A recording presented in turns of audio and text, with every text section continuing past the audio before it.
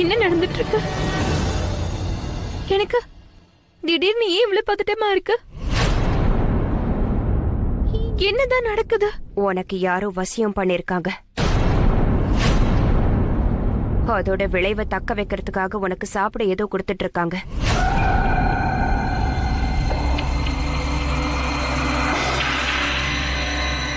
நீங்க இந்த மாதிரி எப்படி சொல்ல முடியும்? நான் உனக்கு காளி அம்மாவோட பிரசாதத்தை கொடுத்தப்போ அந்த பிரசாதம் உன் உடம்புக்குள்ள போய்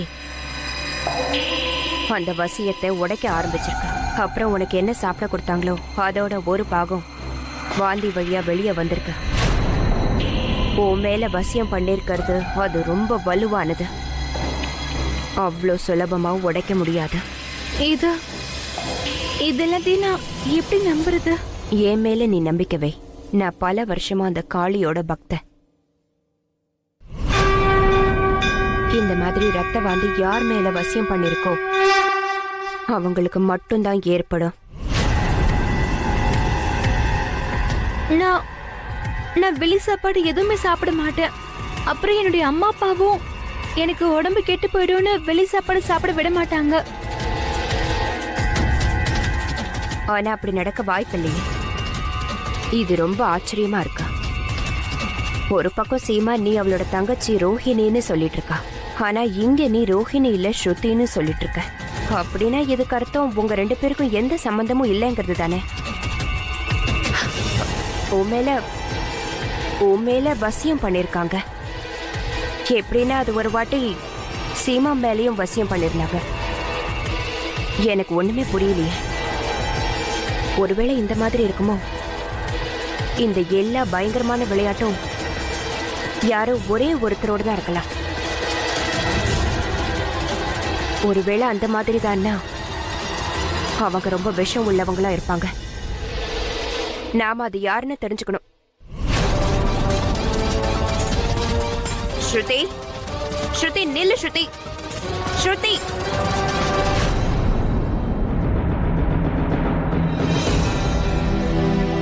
ஒண்ணு மட்டும் நல்லா தெரியுதா? சீமா ஏதோ பெரிய பிரச்சனையில மாட்டிருக்கா. நான் ஏதாவது பண்ணி அவங்களுக்கு உதவி பண்ணியாகணும்.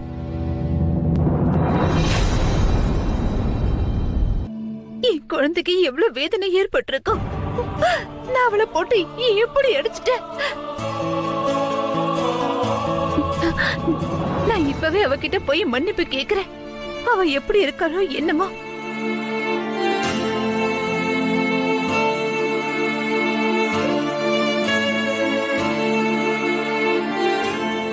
அவ ஏன் ரெண்டு குழந்தைங்களையும் இப்படி பிரிச்சு பார்க்க ஆரம்பிச்சான்னு தெரியல. அவ ரெண்டு குழந்தைங்களையும் ஒரே மாதிரி பார்த்துக்கிட்டு இருக்கான்னு நான் நினைச்சேன். ஆனா நான் தான் தப்பா புரிஞ்சுக்கிட்டேன். சீமா இந்த மாதிரி திடீர்னு மாறினது எனக்கு ரொம்ப ஆச்சரியமா இருக்க. நீங்களே சீமாவை பாத்தீங்களா? அஞ்சலி அந்த அளவுக்கு அடிச்சதுக்கு அப்புறம் கூட அவ கண்ணுல ஒரு துளி வேதனை இல்ல. அஞ்சலியோட வேதனையை பத்தி அவளுக்கு கவலையே இல்ல. ஆனா நான் அவளுக்காக தான் சஞ்சீவை அக்செப்ட் பண்ணேன். அவளுக்கு அப்பாவா இருந்த, அவளுக்கு என்னென்ன வேணுமோ அது எல்லாத்தையும் ஒரு குறை இல்லாம செய்ய ஆரம்பிச்சேன். எது செஞ்சாலும் மனசார செஞ்சேன், சும்மா பேருக்காக இல்ல. நாங்க சஞ்சீவோட அம்மா அப்பா இல்லங்கிறது எனக்கும் தெரியும். அதனால அவளுக்கு அதிக அட்டென்ஷன் தேவைப்படுது. ஆனா அதே சாக்குல அவ தன்னோட பொறுப்புகளை மறந்தான்னா அதை பார்த்துக்கிட்டு நான் சும்மா இருக்க மாட்டேன். அஞ்சலி அவளோட ரத்தம், அதை அவ எப்பவுமே மறுக்க முடியாது.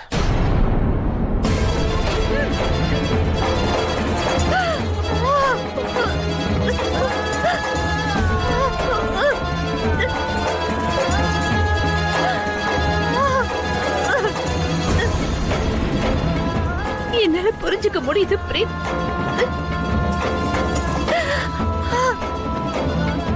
நான் பண்ண காரியத்தால உங்க மனசு எவ்வளவு வேதனைப்பட்டிருக்கோன்னு எனக்கு புரியுது. நான் உண்மையை சொல்றேன் பிரேம். எந்த அளவுக்கு அஞ்சலிக்கு நான் வலியை கொடுத்தேனோ அதை விட அதிகமான வேதனையை நான் அனுபவிக்கிறேன். தொடி துடிச்சுக்கிட்டு இருக்கேன் பிரேம்.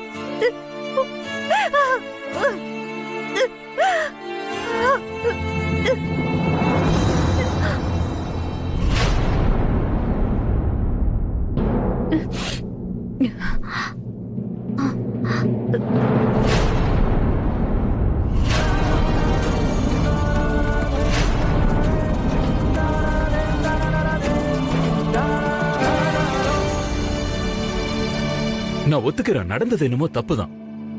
ஆனா சீமா அஞ்சலி மேல நிறைய அன்பு வச்சிருக்கா. இன்னைக்கு நாம எல்லாரும் அதை பார்த்துட்டோம். அவ சஞ்சுவால தான் அஞ்சலி மேல கை நீட்டிருக்கா.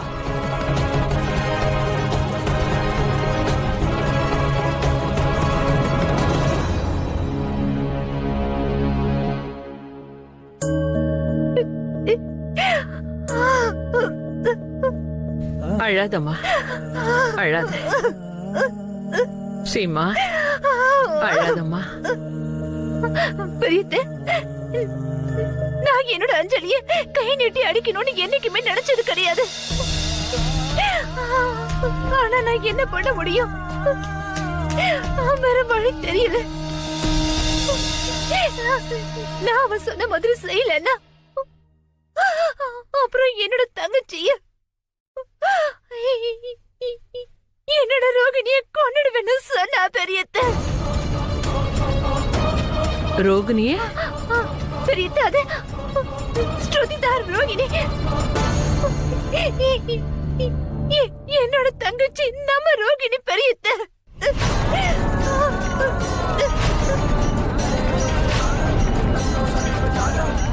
அப்படின்னா நான் சந்தேகப்பட்டது சரியா போச்சு. அந்த ஸ்ருதி தான் நம்மளோட ரோகிணி. பெரியத்த, எனக்கு இந்த விஷயத்தை அந்த பொம்பளை தான் பெரியத்த சொன்னா. இப்போ நம்ம வீட்டுல ரோகிணியா இருக்காளே அவ.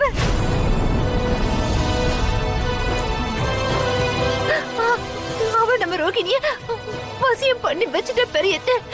அதனால நம்ம ரோகிணி அவளை ஸ்ருதின்னு நினைச்சிட்டு இருக்கா. இந்த வீட்டு அப்புறம் நம்மள அவ கடந்த கால வாழ்க்கைய எல்லாத்தையுமே மறந்துட்டா.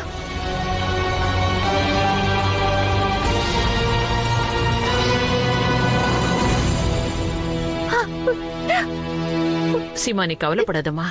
இது வருத்தப்பட வேண்டிய விஷயம் இல்ல, நிச்சயமா இல்ல. இதுக்காக நாம அந்த தாய்க்கு தான் நன்றி சொல்லணும். எப்படி சொல்றதுன்னு தெரியல.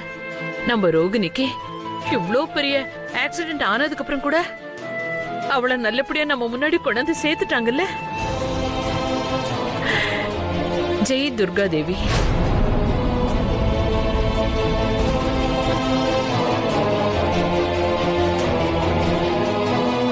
அப்படின்னு சீமா, இந்த ரோகிணி யாரு? எனக்கு ஒண்ணுமே புரியலையே. அப்படி என்ன இவகிட்ட சக்தி இருக்கு? ஏன் சந்துரு, மனோ, நம்ம ரோகிணிக்கு இவ்ளோ செஞ்சும் கூட அவ நம்ம எல்லாரையும் ஏமாத்தி அவ ரோகிணியோட இடத்த பிடிச்சிருக்கா பாத்தியா? நம்ம குடும்பத்துக்குள்ளே வந்துட்டா. யார் இவ?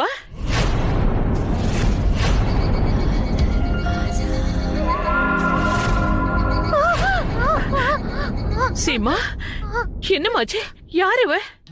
ஒருவேளை அடுத்த முறை உங்க வாக்க தவிர முயற்சி பண்ணீங்கன்னா இதை விட மோசமான தண்டனை கிடைக்கும்.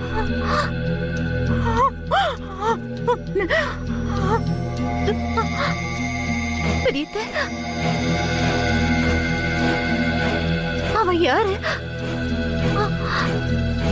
அப்படிங்கிற விஷயம் எனக்கு நல்லாவே தெரியும். ஆனா அவ இப்போ நம்ம வீட்டுக்குள்ள எதுக்காக வந்திருக்கா? இந்த விஷயம் தான் எனக்கு புரிய மாட்டேங்குது. அவ ஹாஸ்பிடல்ல இருந்த நம்ம ரோகிணியை எப்படி வசியம் பண்ணான்னு தெரியல. அவ ரோகிணியை வசியம் பண்ணி அவ கண்ட்ரோல்ல வச்சிருக்கா. அதனால ரோகிணிக்கு எதுவுமே ஞாபகம் இல்ல. அதுக்கப்புறம் அவ ரோகிணிக்கு ஒரு புது வாழ்க்கையும் புது உறவையும் உருவாக்கி கொடுத்திருக்கா. இதெல்லாம் எனக்கு கொஞ்சம் கூட புரிய மாட்டேங்குது.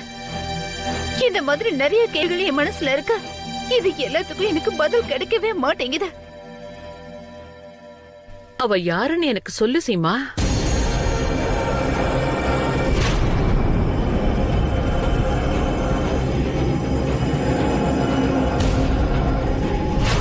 சீமா, இல்ல பெரியத்தே, ஒண்ணு ரொம்ப பயங்கரமானது. அத நான் சொன்னேன்னா அந்த உண்மையை உங்களால தாங்கிக்கவே முடியாது பெரியத்த.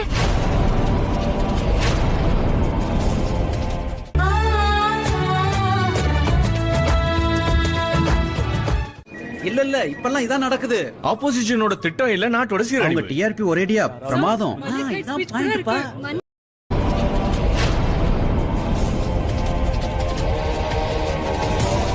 ஆனா இருந்தாலும் சீமா, உங்களுக்கு எல்லா உண்மைகளும் தெரிஞ்சு போச்சுன்னு ஒருவேளை அவளுக்கு தெரிஞ்சிருச்சுன்னா அப்புறம் லக்ஷ்மி அம்மாக்கும் லீலாக்கும் ஏற்பட்ட முடிவுதான் உங்களுக்கும் ஏற்படும் பெரியத்த. அதனால வேண்டாம், இவ்வளவு பெரிய ஆபத்து உங்களுக்கு கொடுக்க நான் விரும்பல. பெரியத்த, நான் உங்ககிட்ட கெஞ்சி கேட்டுக்கிறேன், நீங்க என்கிட்ட எதையுமே கேட்காதீங்க. ஐயோ சீமா, நான் பெரியத்த ஏன் மேல சத்தியம்.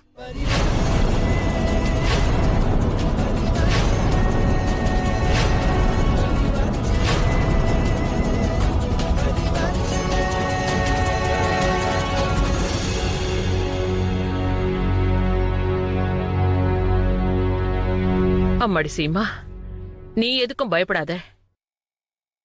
உனக்கு துணையா நான் இருக்கேன். நீங்க 2 பேரும் அக்கா தங்கச்சிங்க எத்தனையோ தடவை என்னோட குடும்பத்துக்கு எந்த ஆபத்தும் வராம காப்பாத்திருக்கீங்க. இந்த தடவை இது என்னோட வேலை. இப்ப நான் என்ன சொல்றேன்னா, நான் எப்பவுமே உங்க 2 பேர் கூடயும் இருக்கேன். உங்க 2 பேரையும் எந்த சக்தியாலையும் பிரிக்க விட மாட்டேன். சீமா, இப்ப நான் உனக்கு ஒரு சத்தியம் பண்ணி கொடுக்கறேன். உங்க 2 பேரையும் ஒன்னா சேர்த்து வைக்க வேண்டியது என்னோட பொறுப்பு. அதுக்கப்புறமா நீங்க 2 பேரும் சேர்ந்து என்னோட குடும்பத்தை அந்த பிரச்சனையில இருந்து நீங்க தான் காப்பாத்தி தரணும். செய்வீங்கல்ல?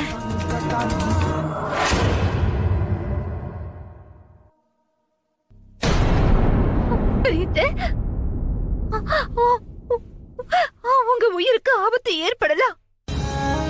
என்னோட உயிரா? சீமா, என்னோட உயிர் இந்த குடும்பத்தோட சந்தோஷத்துல தான் இருக்கு. அதுல எந்த களங்கமும் வராம நான் பாத்துக்குவேன். நான் என்னோட வாழ்க்கை பூரா இந்த குடும்பத்துக்காக தான் வாழறேன். ஒருவேளை இந்த குடும்பத்துக்காக என் உயிரை கொடுக்கணும்னா கூட அதுக்காக நான் கவலைப்பட மாட்டேன். சீமா, நீ தைரியமா இருமா. எனக்கு தெரியும், என்னைக்கு என் சீமாவும் ரோகிணியும் ஒன்னா சேர்றாங்களோ அன்னைக்குதான் அந்த பொய்யான ரோகிணிக்கு கடைசி நாளா இருக்கும்.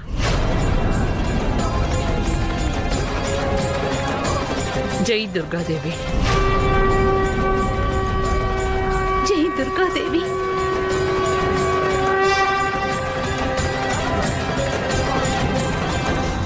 போமா, நீ போய் பிரேம சமாதானப்படுத்து. ஆனா பெரியத்த, நான் எப்படி? அதெல்லாம் ஒண்ணு இல்லம்மா, அந்த அம்மன் சரி பண்ணிடுவாங்க.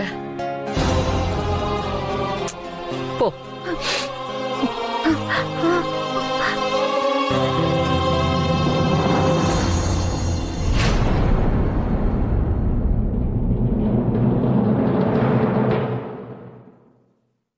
நீங்க 2 பேரும் கூடவே இருக்கும்போது அந்த பொண்ணு எப்படி பரத்வாஜ் ஹவுஸ் வரைக்கும் வந்தா? எந்த வேலைக்காக நான் உங்களுக்கு பணம் கொடுத்து உட்கார வச்சிருக்கனோ அந்த வேலையை உங்களால ஒழுங்கா பண்ண முடியலனா இதுக்கெல்லாம் என்ன அர்த்தம்? தப்பு நடந்துருச்சு மேடம், நீங்க எங்களை மன்னிச்சிருங்க. இனிமே இப்படி எல்லாம் நடக்காது, நாங்க பாத்துக்கிறோம். ஒருவேளை உங்க 2 பேருக்கும் நான் சொன்னது ஞாபகத்துல இல்லனா நீங்க பெரிய பிரச்சனைகளை சந்திக்க வேண்டியிருக்கும். நான் என்னுடைய தேவைக்காக ஒருத்தருடைய அடையாளத்தை மாத்தி அவங்களுடைய கடந்த காலத்தை அழிச்சுக்கிட்டு இருக்கேன். இத்தனையும் பண்ற என்னால உங்க 2 பேரையும் என்ன வேணாலும் செய்ய முடியும். இல்ல வேணாம் மேடம், அப்படி எதுவும் அப்படி மட்டும் எதுவும் பண்ணிடாதீங்க. நாங்க இனிமே ஜாக்கிரதையா இருக்கோம்.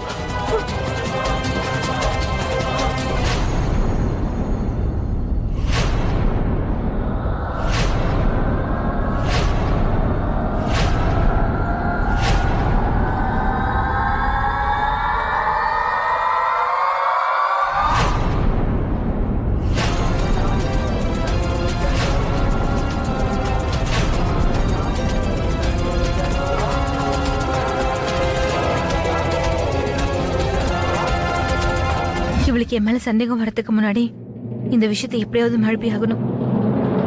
ஸ்ருதி, நீ சரியான நேரத்துக்கு தான் வந்திருக்க.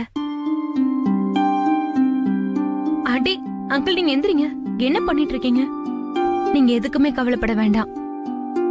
ஏன்னா உங்களுடைய பொண்ணு ரொம்ப சேஃபா இருக்கா.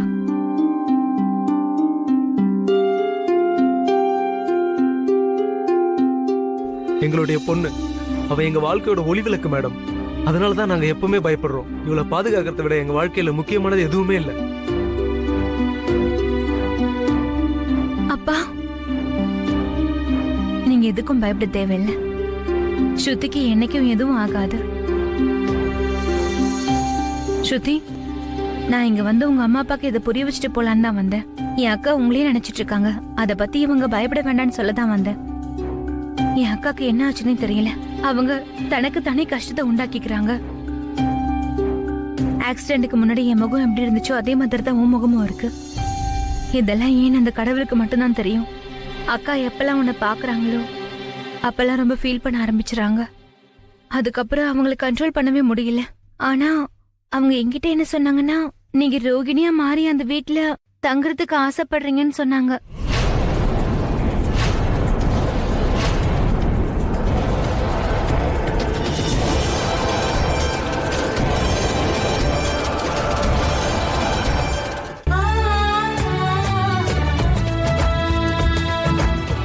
நீங்க எத்தனை ஹேர் ஆயில் ட்ரை பண்ணிருக்கீங்க?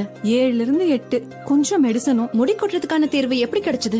அஸ்வினி மட்டும்தான்.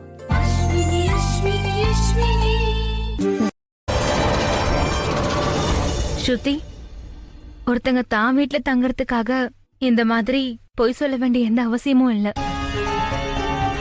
என் தலையெழுத்து என் கூட நல்லா விளையாடிட்டு இருக்க. ஒவ்வொரு தடவையும் புதுசா நடக்குது. இந்த தடவை என்னுடைய ஆக்சிடென்ட்.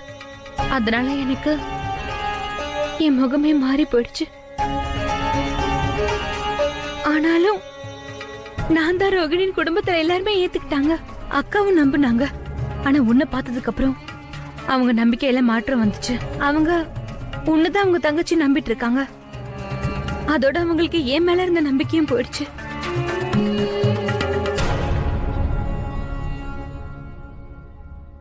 பாருங்க, நீங்க எதுக்கும் கவலைப்படாதீங்க. ஒருவேளை என் பொண்ணு உங்க வீட்டுக்கு வர்றதுனால உங்க நிம்மதி கெட்டு போகுதுன்னா இனிமே அவ அங்க வரமாட்டா. இதுலதான் எங்களுக்கும் எங்க பொண்ணுக்கும் 2 பேருக்கும் நன்மை இருக்கு. சரிதானம்மா? சரிதான்ப்பா. ஆனா அந்த சித்தார்த் உங்களுடைய ஹஸ்பண்ட், அவர் என்ன பத்தி போலீஸ்ல கம்ப்ளைண்ட் பண்றேன்னு சொன்னாரு. அது என்ன ஆகும்? அத பத்திலாம் நீ ஒண்ணும் கவலைப்பட வேண்டாம் ஸ்ருதி. எல்லாத்தையுமே நான் பாத்துக்கிறேன்.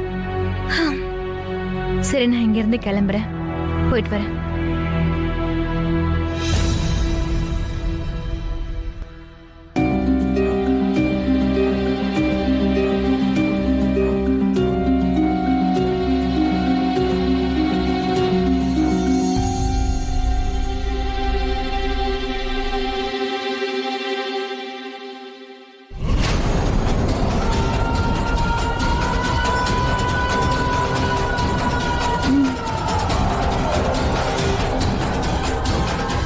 போயிட்டு வரேன். போயிட்டு வாங்க.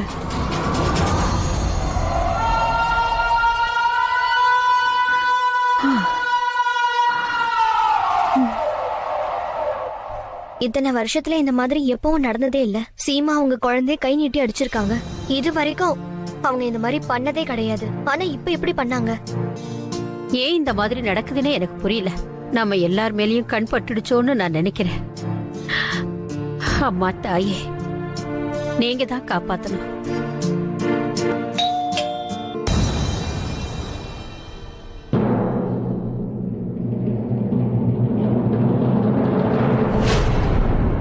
அட, நீங்களா? வைஷ்ணவி அம்மா, வாங்க, உள்ள வாங்க. வணக்கம். வணக்கம். ஜெய் மா காளி. சீமா, சொல்லாம வந்ததுக்கு மன்னிப்பு கேட்டுக்கிறேன்.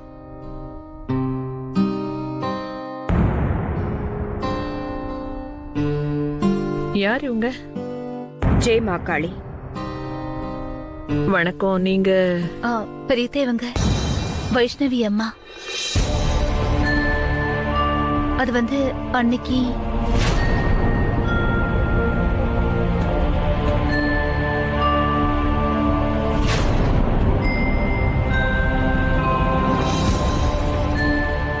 அத்தை இவங்க தான் அன்னைக்கு ஹாஸ்பிட்டல்ல என் வீட்டுக்காரருக்காக பிரார்த்தனை பண்ணவங்க. உண்மையிலேயே நீங்க எங்களுக்கு பெரிய நன்மையை செஞ்சிருக்கீங்க. அதுக்கு நான் நன்றியை சொல்லிக்கிறேன். அப்படி எல்லாம் சொல்லாதீங்க. நான் பண்ணது எல்லாமே என்னோட கடமைன்னு நினைச்சுதான் பண்ணேன். இன்னைக்கு நீங்க 2 பேரும் ரோஹிணியை தேடி என் வீட்டுக்கு வந்திருந்தீங்க. அப்ப ரோஹிணி அங்கதான் இருந்தா, உள்ள ஒளிஞ்சிருந்தா.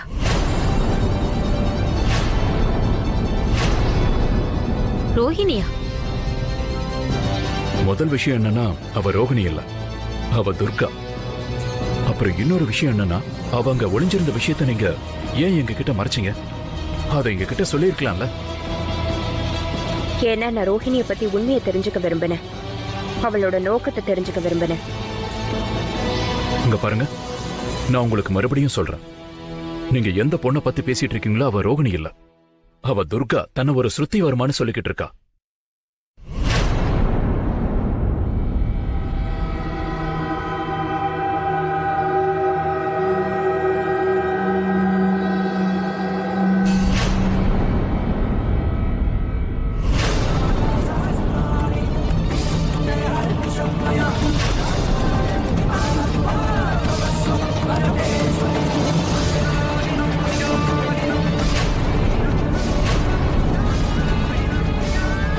நான் ரோகிணி இல்லைன்ற விஷயம் இவங்க எல்லாருக்கும் தெரிஞ்சு போச்சு.